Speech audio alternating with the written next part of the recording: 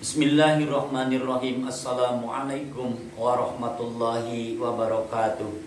Innal hamdalillah wa usalli wa usallimu ala Rasulillah Sayyidina Muhammad ibn Abdillah wa ala alihi wa ashabihi wa mawalah, amma ba'du. Saudara-saudaraku, insyaallah di edisi kali ini kita akan membicarakan masalah hukum ziarah kubur dan tata cara ziarah kubur.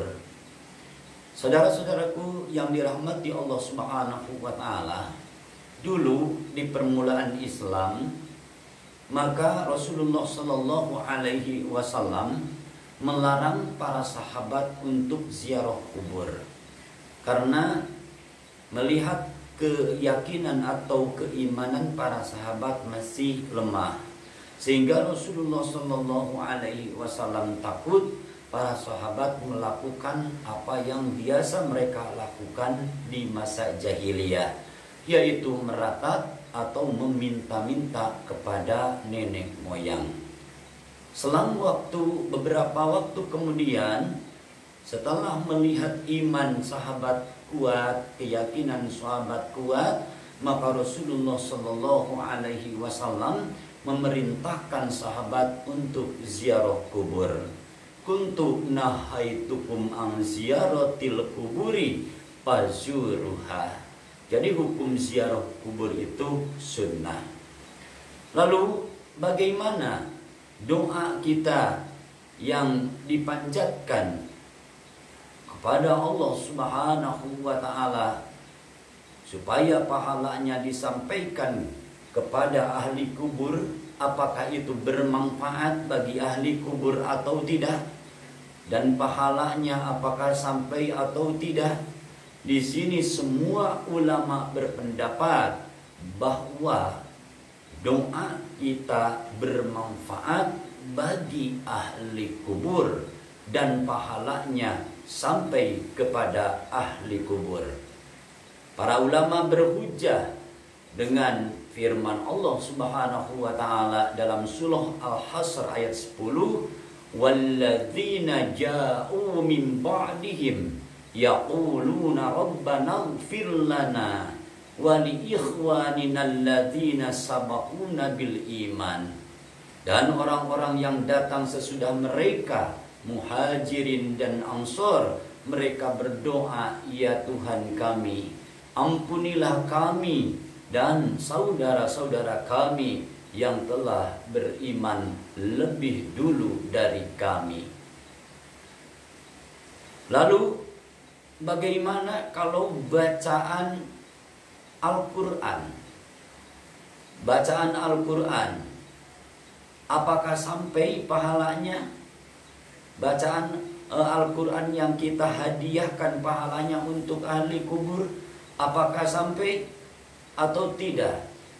Di sini berbeda pendapat di antara Imam Syafi'i dan sebagian ashab Asy-Syafi'i mengatakan bahwa pahalanya tidak sampai. Akan tetapi Imam Ahmad bin Hanbal dan sebagian dari ashab Syafi'i atau ulama-ulama Syafi'iyah mengatakan bahwa pahala bacaan Al-Quran sampai. Jadi ini yang suka dipakai oleh kita, yaitu tentang sampainya pahala bacaan Al-Quran. Sebagaimana Imam Ahmad bin Hanbal rahimahullah, beliau berkata, "Idza dakhaltum al-maqabir faqra'u bi fatihatil kitab wal ikhlas wal muawwadatain waj'alu thawaba dzalika li ahlil maqabir fa innahu yasilu ilaihim." Kata Imam Ahmad bin Hanbal, apabila kalian masuk ke pekuburan, maksudnya ke area pekuburan atau pemakaman, maka bacakanlah Fatihah kitab, surah Al-Fatihah, lalu bacakan Al-Ikhlas, lalu bacakan Muawwadatain, yakni surah Al-Falaq dan surah An-Nas, serta jadikan pahalanya dihadiahkan kepada ahli kubur, maka itu sampai kata Ahmad bin Hambal. Saudara-saudaraku yang dirahmati Allah Subhanahu wa taala, lalu bagaimana tata cara ziarah kubur? Ini sebagaimana telah dicontohkan oleh Rasulullah sallallahu alaihi wasallam. Beliau ketika melewati area pekuburan atau masuk ke area kuburan, maka beliau membacakan salam. Jadi pertama-tama membacakan salam untuk seluruh ahli kubur yang ada di sana. Dengan salam, Assalamualaikum ya ahlal kubur, antum lana salafun wa inna insyaallahu bikum lahiqun. Dan dalam hadis riwayat yang lain banyak kalimat-kalimat salam yang memang agak berbeda dari salam yang ini, tapi maksudnya jelas sama. Jadi menyimpulkan bahwa hadis tentang salam, hadis-hadis sahih tentang salam ketika masuk area kuburan itu banyak. Lalu apabila kita sudah memasuki area pekuburan, lalu kita umpama yang akan diziarahi khusus itu orang tua kita, maka ketika kita sampai ke atas kuburan orang tua kita, maka bacakan lagi salam. Salam yang tadi untuk umum seluruh ahli kubur, ini ada salam yang khusus, yaitu seperti contoh tadi untuk orang tua kita, untuk bapak atau untuk ibu kita, dengan kalimat Assalamu alaika ya abi, Assalamu alaika ya ummi. Bisa.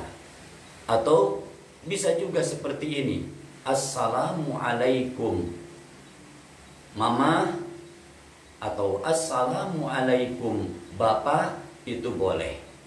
Lalu kita tentunya berdoa. Membaca Al-Quran, zikir, bahkan ini mustahab hukumnya.